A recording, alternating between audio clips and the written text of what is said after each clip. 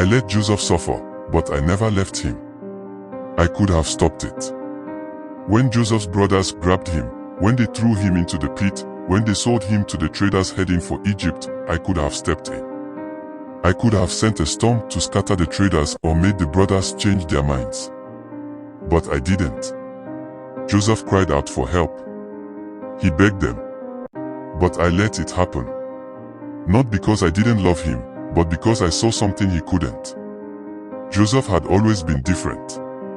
His father, Jacob, loved him more than his other sons, and they hated him for it.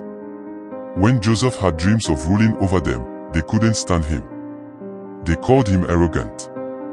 But I was the one who gave him those dreams. When the brothers sold him, they thought they were ending his story. But they were just turning the first page of something greater. In Egypt, Joseph was bought by Potiphar, an officer of Pharaoh. He worked hard, and I blessed everything he touched. Potiphar saw this and put him in charge of his entire household. But then came the next test.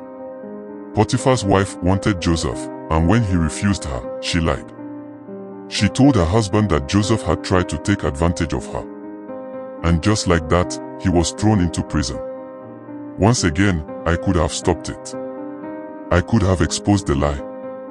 But I didn't. Because Joseph needed the prison. In that dark, hopeless place, he learned patience. He learned wisdom. And when two prisoners came to him with dreams they didn't understand, I gave him the answers. 2 years later, Pharaoh himself had a dream no one could explain. That was Joseph's moment. They brought him out of the dungeon, and he told Pharaoh what the dream meant. 7 years of plenty were coming, followed by 7 years of famine. Pharaoh saw the wisdom in him and made Joseph the most powerful man in Egypt, second only to himself. Then came the famine. And with it, his brothers. They traveled to Egypt searching for food, never imagining that the man in charge, the man who held their lives in his hands, was the brother they had betrayed. Joseph recognized them. He had every right to punish them, to make them suffer like he had. But I had shaped his heart in the suffering. He tested them, and when he saw that they had changed, he revealed himself. They were terrified. But Joseph told them something they never expected. You meant to harm me, but God meant it for good. That was the plan all along. I let him suffer, not to destroy him, but to prepare him.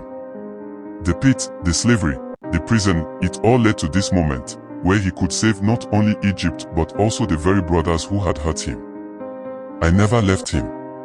And because he trusted me, his suffering became his strength.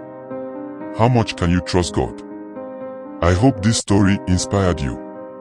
To encourage us, please subscribe to our channel and turn on your notifications bell.